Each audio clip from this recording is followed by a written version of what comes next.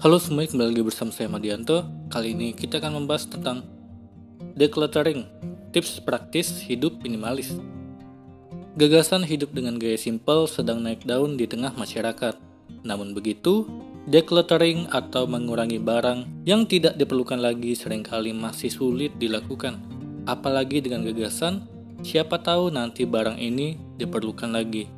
Padahal aktivitas decluttering barang di rumah akan membawa manfaat yang sangat banyak. Bukan hanya berpengaruh pada ruang rumah, namun juga kualitas hidup kamu. Apa saja keuntungan decluttering? Ada banyak keuntungan dari memiliki sedikit barang.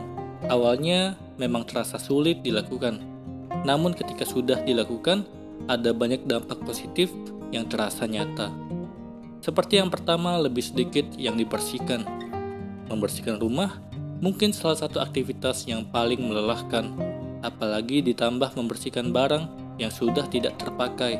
Tentunya hal ini akan membuat aktivitas membersihkan rumah semakin melelahkan. Kedua, lebih mudah mengorganisir. Kamu akan lebih mudah menemukan barang. Tidak akan ada lagi masalah barang hilang di dalam rumah. Tidak hanya itu, kamu juga dapat benar-benar menikmati ruang di dalam rumah tanpa harus memindahkan barang-barang yang mungkin menghalangi ruang. Ketiga, mengurangi stres. Melihat keadaan rumah yang berantakan tentunya akan membuat kita merasa tidak nyaman.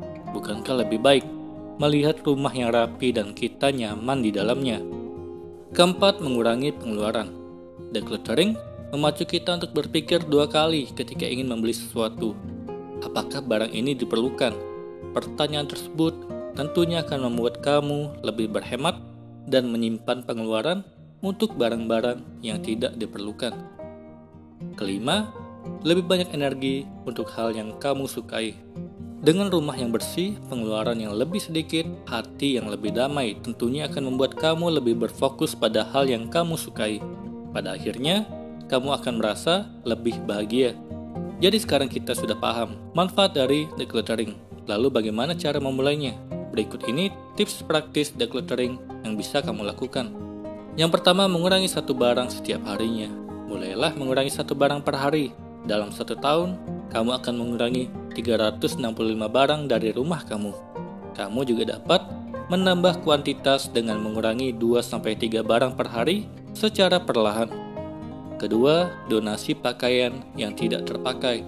Cobalah untuk menggantung pakaian kamu pada gantungan dan pisahkan pakaian setelah kamu pakai. Setelah beberapa minggu, coba perhatikan pakaian yang masih tersisa pada gantungan yang belum terpakai. Pakaian tersebut dapat kamu donasikan pada yang lebih membutuhkan. Ketiga, membuat checklist decluttering. Decluttering dapat menjadi lebih mudah ketika kamu memiliki gambaran barang-barang apa saja yang sebaiknya tidak perlu disimpan.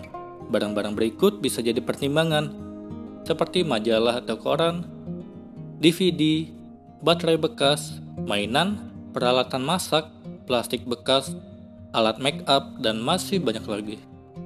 Keempat, mengambil gambar sebelum dan sesudah. Pada salah satu bagian dalam rumah kamu, misalnya dapur, ambil gambar sebelum dan sesudah kamu decluttering barang pada dapur.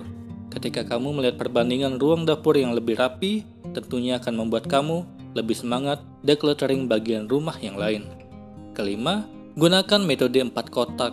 Siapkan 4 kotak untuk sampah, donasi, simpan, atau pindahkan. Mulai dari satu ruang di rumah kamu dan masukkan barang-barang pada 4 kotak tersebut. Jangan lewatkan satu barang pun. Meski kelihatannya sepele, metode ini mungkin membutuhkan waktu berminggu-minggu, namun hal ini akan membantu kamu menyadari barang apa saja yang benar-benar ingin kamu simpan. Kali ini kita akan membahas tentang 5 strategi mengurangi jumlah pakaian di rumah. Dengan pergerakan aktivis peduli dan ramah lingkungan, limbah pakaian adalah salah satu isu yang juga digaungkan. Industri pakaian sendiri merupakan salah satu industri yang paling menyumbang polusi di dunia. Dengan sumbangan 10% emisi gas karbon di dunia, mengotori laut dengan mikroplastik, dan membuang 15 juta ton limbah pakaian setiap tahunnya. Maka dari itu, diet membeli pakaian bisa dilakukan, mulai dari diri sendiri untuk tidak semakin memperparah situasi ini. Membatasi konsumsi sandang dengan cukup memiliki pakaian untuk berbagai kegiatan merupakan langkah awal yang positif. Setidaknya, mulai dari rumah sendiri dengan tidak menumpuk pakaian berlebihan yang ujung-ujungnya tidak terpakai atau dibuang. Pakaian dengan jumlah yang cukup juga bisa membuat isi lemari tidak berlebihan dan berantakan.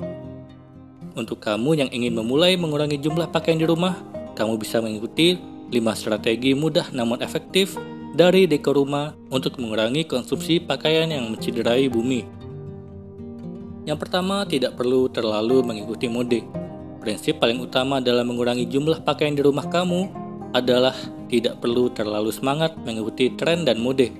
Bukan berarti kamu tidak boleh mengikuti sama sekali. Pakaian yang trendy dan bergaya juga penting untuk menunjang penampilan, tetapi janganlah sampai berlebihan. Beli pakaian trendy seperlunya saja dan disesuaikan dengan kebutuhan. Misalnya pergi kuliah, kantor, jalan-jalan, acara yang lebih formal, atau kesempatan lainnya. Belilah dalam jumlah yang sekiranya cukup dan pakai terus sampai pakaian benar-benar kekecilan atau rusak. Kedua, rutin membersihkan lemari.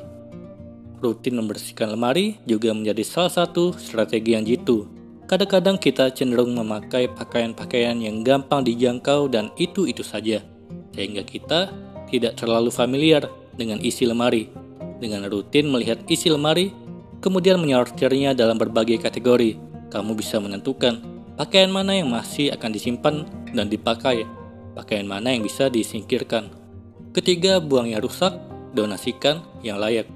Jika kamu sudah mengelompokkan pakaian mana yang mau disingkirkan, kamu kemudian bisa memilih antara membuangnya dan mendonasikannya. Sebisa mungkin saat membuang pakaian, buang pakaian yang sudah benar-benar rusak dan tidak layak pakai. Untuk pakaian yang masih layak, kamu bisa mendonasikan untuk orang-orang yang kurang mampu atau membutuhkan. Dan baju-baju kamu masih punya nilai guna yang bermanfaat bagi orang lain. Keempat, menjual yang masih trendy. Alternatif lain untuk pakaian-pakaian yang masih layak dan trendy tapi jarang dipakai adalah dengan menjualnya. Dengan banyaknya situs e-commerce atau toko baju bekas di Instagram, kamu bisa menjualnya melalui cara ini atau menitip pada penjual yang sudah populer dan sudah punya pengikut dan pembeli. Kamu pun juga bisa mencoba peruntungan sendiri yang siapa tahu bisa membuahkan hasil berupa penghasilan tambahan atau malah jadi bisnis utama. Kelima, terapkan prinsip reuse dan recycle. Langkah terakhir adalah menerapkan prinsip reuse dan recycle. Baju yang benar-benar rusak seperti sobek parah bisa kamu berikan ke tempat-tempat daur ulang yang bisa mendaur ulang kain atau dijadikan kain lagi atau material lain yang lebih berguna. Sementara itu, reuse atau menggunakan kembali, kamu bisa menggunakan baju-baju yang sudah usang dan rusak untuk keperluan rumah tangga, lap dapur, lap piring, atau keset misalnya. Dengan mengikuti langkah ini, kamu bisa melakukan proses decluttering pakaian kamu. Pakaian yang masih layak sampai benar-benar tidak bisa dipakai, jual atau donasikan yang masih layak, serta daur ulang dan pakai lagi untuk kebutuhan lain untuk mengurangi konsumsi sandang di rumah. Semoga ini bermanfaat. Sekian dan terima kasih.